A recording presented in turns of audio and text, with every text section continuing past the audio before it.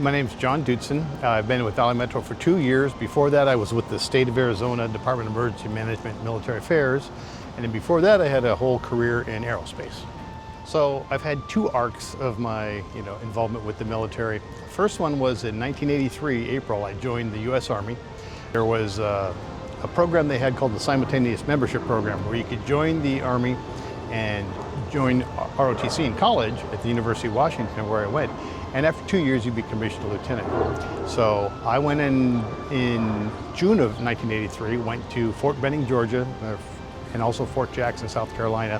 And I got my introduction to Army life there. They shaved your head, they yelled at you, that type of thing. I am not a combat veteran. I want to make very clear, I appreciate people that did serve in combat. Recently, or within the past 10 years, I've been a member of the U.S. Coast Guard Auxiliary, and they're the civilian uniform component of the Coast Guard.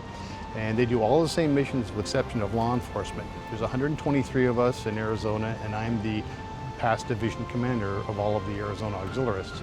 And what we do is we do the things when you see people in Arizona doing the patrols on Lake Pleasant and that type of thing, handing out life jackets, checking your boat for safety equipment. That's us. Yeah, there's a couple. A funny one was when I was in basic training. My girlfriend, who's now my wife of almost 40 years, would send me cookies and candy bars and magazines, stuff you weren't supposed to have. And I would, they would usually hand it out to everybody at mail call so that they could all share in the cookie stuff, but I would keep a lot of it. So it was kind of like the connection for all the contraband. So we were doing an inspection one time, and this lieutenant came through, and he was a really tough lieutenant. He'd come up from the ranks. They call him a Mustang. And he had a sergeant with him. Still remember the guy, was dentally challenged from Oklahoma. And the lieutenant was looking at my locker, and he pulled out my locker door, and all of my candy bars and contraband came rolling out, but he had just turned his head and looked at all my pictures. Then he turned and looked at me in the eye for a couple of seconds. He turned to the sergeant and said, "Have you made this man a platoon leader yet?" And the sergeant was like, "No, sir." And he says, "See that it's done by dinner time." So they promoted me to platoon leader for the training cycle. And the sergeant, after the lieutenant left, leaned into me and said, "I saw that, I'll be watching you." So that was kind of funny. That was just kind of it described to me what the military is like, kind of the absurdity sometimes of it, where you're selling contraband to the people you're in the military with, but then they recognize you for your leadership skills in the same moment. My family had all been in the military. I go back to, I have a relative, William Heath.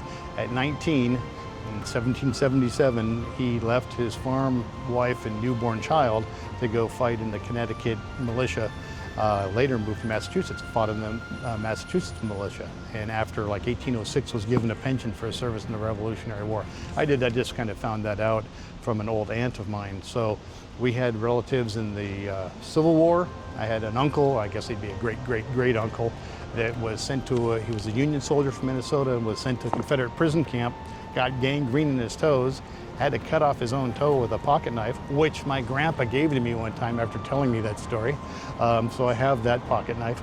But it was weird when you think about the arc of history that I would talk to my grandpa, who remembered talking to his uncle who was in the Civil War. I mean, that was, I talked to the person who talked to a person. So that was interesting. And then my great-grandfather went to the military academy at West Point. In 1906, he was classmates with George Patton, who was the famous World War II general.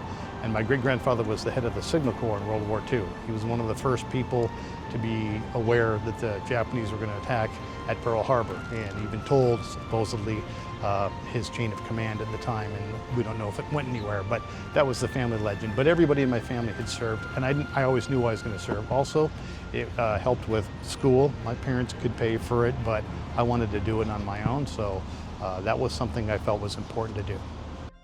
When you said he got gangrene and he cut off his own toe with a pocket knife, yes, and you've got it. I have it. I swear you were talking about the toe. No. So it's not the exact toe that you have? It is not the toe. I wish it was, yeah. Okay, add that in there. Yeah. No, it's the pocket knife, but when you're like 10 years old and you get this pocket knife that cut off somebody's toe, you're kind of like, ooh. Yeah. Yeah. So you want to make sure. And then my grandpa would carve apples with it. I remember that before. It was like, that's the toe knife. But yeah. I think it's helped me, dealing with adversity is one, kind of getting through tough times, that type of thing. The other one is I've met some people that are pretty obstinate, that other people have had issues with, and I'll find a common thread. And sometimes that's the military, and we can kind of bond over that. And these people that were like surly and difficult to deal with will have that connection. They're still surly and difficult to deal with. There's people like that at Valley Metro still, but we've made that connection too.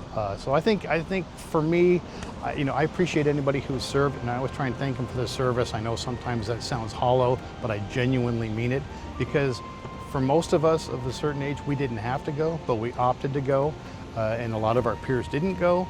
So it's kind of a smaller club, and we recognize each other, and that has helped in business.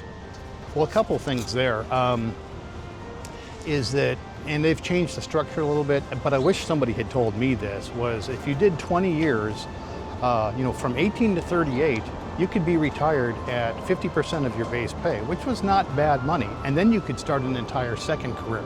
So I've worked with people that are on their second and sometimes third retirement. So it's a good career, but when you're in it, and when you're in the middle of it, you can't wait to get out because you're being told what to do and things like that. As you progress in rank, that becomes easier to deal with and not as invasive. But if I could have just stuck out the 20 years, I could have had a whole second career, and at my age now, I'm 60, I would have already been retired from my second career. And some of the people that I worked with, they would do consulting. Some of the generals and that type of thing would go to aerospace companies and consult and get a 6-figure fee for about 6 weeks of work. So there is a good way to go ahead and that help you out in your career if you do that. So I wish I would have known that.